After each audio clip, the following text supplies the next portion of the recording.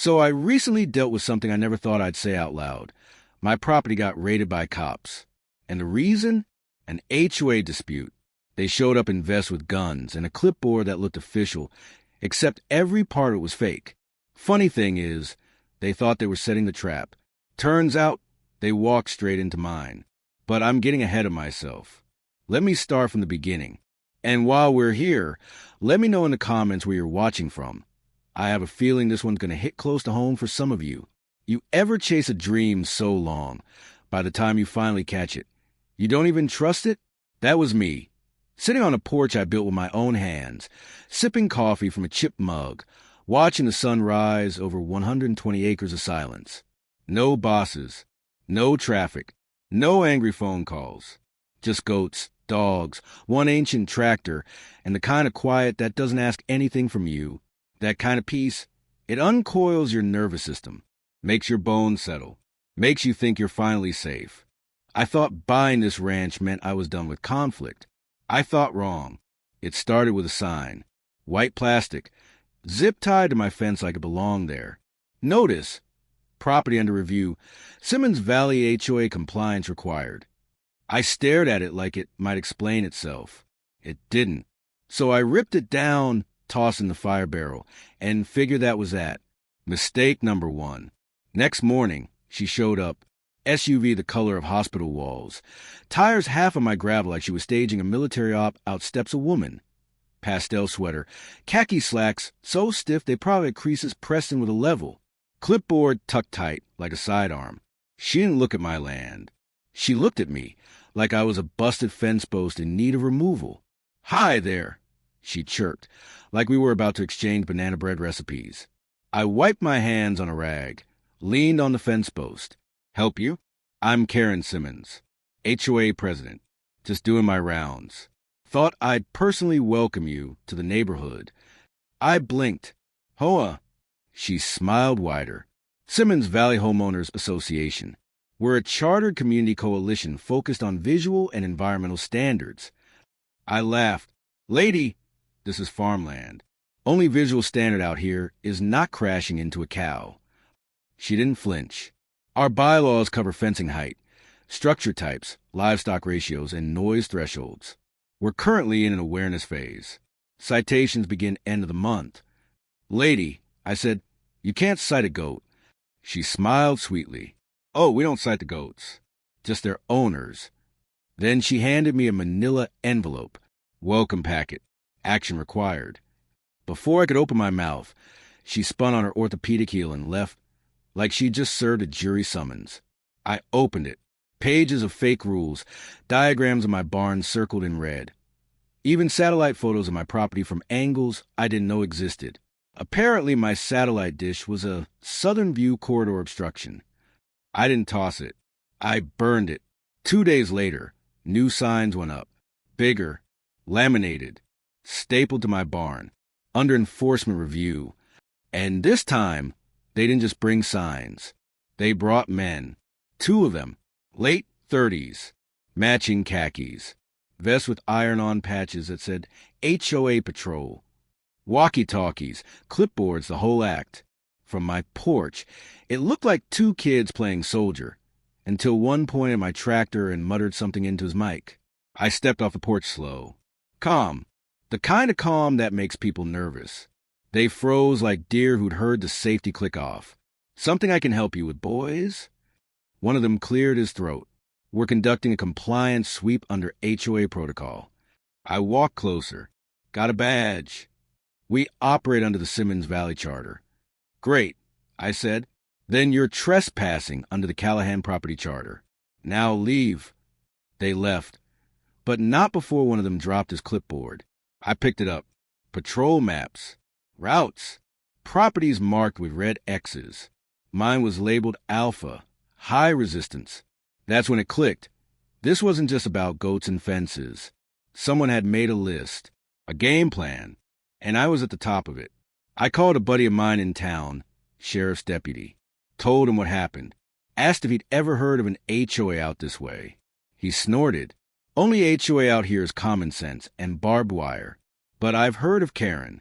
Tried to file a noise complaint on the feed store last year. said the grain auger was a rural disturbance. That's when I knew. Karen wasn't just being annoying. She was running a full-scale fantasy operation. Fake laws, fake enforcers, fake authority. But I wasn't about to play defense. I started prepping. Not for war, for nonsense. Trail cams, motion lights, tripwires with alarms. Nothing lethal. Just enough to make sure the next time they crossed my line, they'd remember whose land they were on. They came back before dawn. No headlights. No warning. Just boots on gravel, and the kind of silence that doesn't belong to morning. I was already awake. Old habit. But this time, I wasn't sipping coffee for peace. I was listening. Breath held. Lights off. Ears tuned. There's a sound trouble makes when it thinks it's sneaking. Not loud, just wrong. Crunch, pause. Crunch, crunch. Too coordinated for wildlife. Too light for a truck. Too careful to be anything but deliberate. 5 shadows move across my barn's eastern fence. Vests. Headlamps. Walkie-talkies. One had, I kid you not, a clipboard strapped to his chest like it was ballistic armor. They swept wide, like they were breaching a compound. Not a word. Just hand signals and muttered radio chatter. Then came the phrase that sent a cold pulse through my chest. Team Alpha in position. Begin sweep.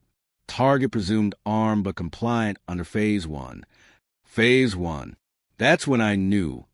This wasn't Karen freelancing anymore. This was coordinated. Structured. Like they'd built a whole mythology. With my property as the dragon's lair. I didn't panic. I just moved. Quiet. Precise. Slipped on the old coat. The one with the emergency light trigger sewn in. Not because I needed it. Because I wanted to see their faces when the ground lit up. They crossed the second fence. Confident. Slow. One of them caught a wire. Click. Then boom. Not an explosion. Light. Sirens. For corners of the field flared like I'd summoned daylight. One guy dove into the water trough. Another ran smack into Linda the goat's enclosure. Bad move. Linda does not like uninvited guests. I stepped out onto the porch, mug in hand, and said, "Morning, gentlemen. You planning to announce yourselves, or just hoping I'd offer biscuits?" They weren't ready for the light, or the goat, or me standing calm on the porch like it was Sunday brunch. Clipboard guy straightened up, trying to regain command. "We're acting under HOA Emergency Code 7A, he announced, to seize non-compliant property." I raised an eyebrow. Emergency Code 7A? That come out of a cereal box or a coloring book. He didn't blink. "We are empowered by community vote to remove unauthorized structures, reclaim misuse of land, and enforce property value security. And you're going to enforce it with that clipboard?" Another guy, shaking, sweating, raised what looked like a taser. "This is a citizens' enforcement zone. We're within operational bounds." I took one step off the porch. "You're in my yard. Armed. Threatening seizure property under fake laws printed at a library kiosk." Clipboard guy fumbled with a folder. "This document authorizes us." I grabbed it mid-sentence. Half the pages said draft. One had a coffee ring. Another? A slice of melted cheese stuck to the corner. "This looks like it was written by a sleep-deprived 10th grader with control issues." Then gravel. Tires. Blue and red flickered across the tree line. Not HOA. Not clipboard cosplay. Real law. Sheriff Langston. Squad car crept in like divine timing. The fake troopers froze. Clipboard guy turned toward his crew. Abort. Too late. Langston stepped out slow. Looked at me. Looked at them. One of the fake cops was still being screamed at by Linda. Another had buried his face in the dirt like it could grant him immunity. Langston squinted. "Callahan, what the hell is this? Pre-rehearsed theater?" I shrugged. Opening act. HOA SWAT team. He nodded once. Cute. Hand where I can see him. And dropped the clipboards. One guy actually hesitated like it had legal weight. He had no idea what was coming next. Langston didn't play around. Walked right up to clipboard guy. Ripped the badge off his vest. Held up like it was something foul. "This says compliance officer. Tier 2. He read aloud. "You're lucky it doesn't say mall cop." Then he pulled the real kicker from the guy's arm, a binder, leather-bound, homemade, labeled in gold Sharpie.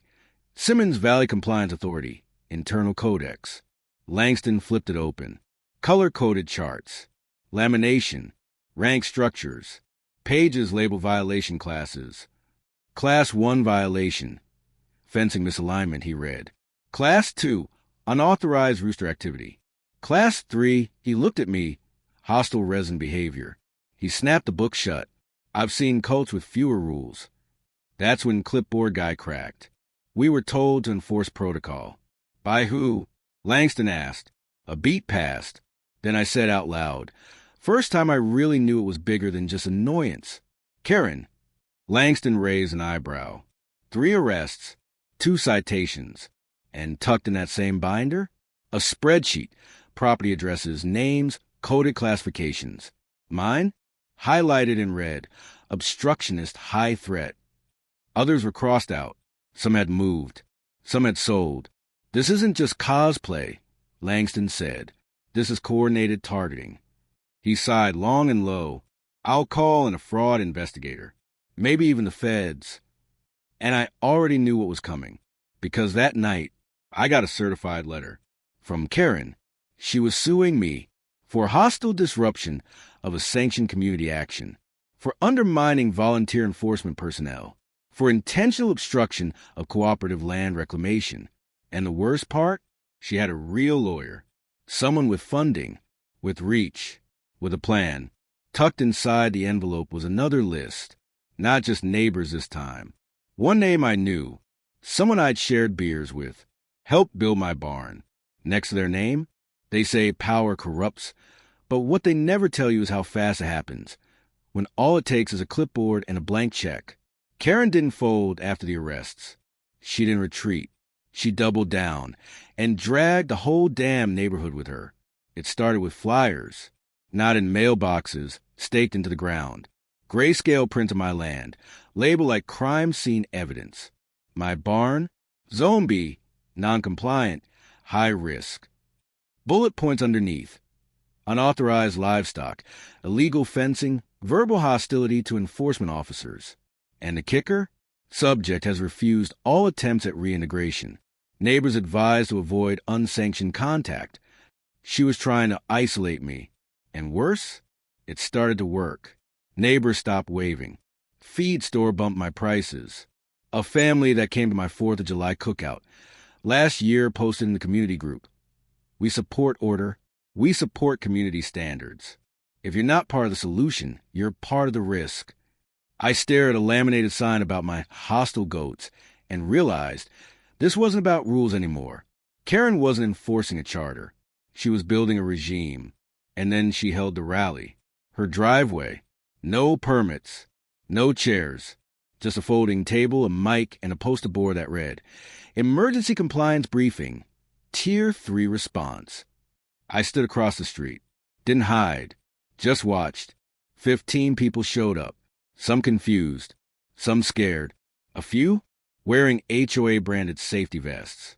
Karen tapped the mic. We're under siege, she said. And it's coming from within. She held up the flyer. My property. My face. This resident has refused compliance for 3 review cycles. Verbally threatened officers. Rejected dialogue. He thinks he's untouchable. She pointed at me. But no one is above the rules. I shouted across the road. You call a goat screaming at 6 a.m. a security threat? Karen didn't blink. Effective immediately, the HOA is initiating a community isolation protocol. No favors. No support. No engagement. Some nodded. Some clapped. That's when I knew. It wasn't just propaganda anymore.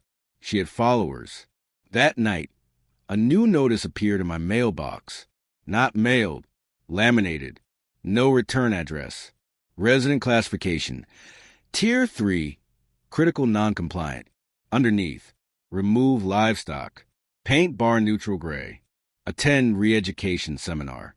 Submit apology statement to the board. It even listed the date and time. Location? Karen's garage. One of the sessions was titled, Silent Fences, How Your Property Speaks for You. I almost laughed. Almost. Next morning, 3 of my trail cams went dark. Wires cut. Clean. Professional. Langston came out. You think it's her? She's the only one who knew where I put M. He nodded, eyes scanning the tree line. She's not posturing anymore. That night, I saw the sedan. 2 properties down. White. No tags. Tinted windows. Just idling. I grabbed my flashlight and walked toward it. It peeled out before I got 20 feet. Plates came back registered to Community Horizon Outreach. Director? Karen. She'd built a nonprofit shell, a surveillance front with just enough paperwork to look real. But the line she crossed? Max. My dog. Border collie. 8 years old. Loyal like oxygen. I found him whimpering behind the ATV. Bleeding. Glass in his paw. I checked the barn. Found green-brown shards near the rear door, hidden under straw. Langston took samples. This wasn't an accident, he said. This was a message. I didn't argue. Just held Max close, whispering through clenched teeth. It's okay, buddy. I've got you now. That night, I went public. Posted everything. Video of the fake raid, the clipboard warrants, the flyers, the binder, Max's injury, surveillance logs, trail cam footage, even the laminated re-education guides. Caption read, when your HOA thinks they're the FBI. Within hours, it spread like wildfire. Comments, shares, messages from rural homeowners all across the country. People who'd seen the same tactics, same signs, same Karen. By the next evening, the video had over 300,000 views. Karen's online defenders? Gone. Her compliance crew? Half of them resigned. But she wasn't finished. 2 days later, she showed up on my porch. No clipboard, no smile, just a manila folder. You think this is about goats, she said. I didn't answer. You think this ends with me? Then she handed me the folder and walked away. Inside, printed emails, signed memos, and a stamped document labeled Regional Initiative, Rural Behavioral Management, Phase 2. It had government seals. Agency acronyms I recognized from a past I don't talk about. This wasn't just HOA cosplay anymore. This was a federal. The folder didn't just implicate Karen. It exposed something bigger. A network. A pilot program. And right there on page 1, primary resistance node. Callahan. They thought I'd be easy to intimidate, easy to isolate, easy to break. They forgot who I used to be and what I still am. The folder sat on my table for 6 hours before I opened it again. Not because I was scared of what I'd find, because I already knew. This wasn't just a war for my land anymore. It was a blueprint, and I was the test subject.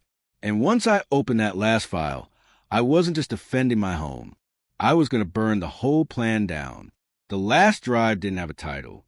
Just my name, Callahan, scrawled in block letters across the label. No logo, no date, just that. It sat on my kitchen table for 4 days.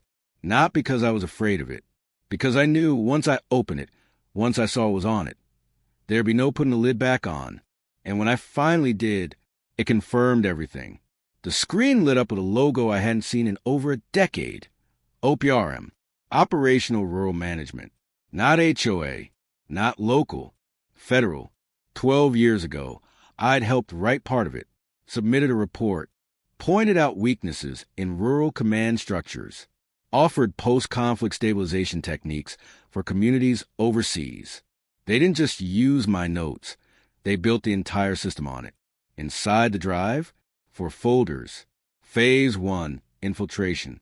Phase 2, conditioning. Phase 3, pressure. Phase 4, correction. And under Phase 4, my name. Footage from my trail cams. Audio from my barn. Thermal logs. Notes on my sleep schedule. My property layout. My habits. Label, autonomous. Strategic. Influence resistant. And then a video file. Karen, smiling.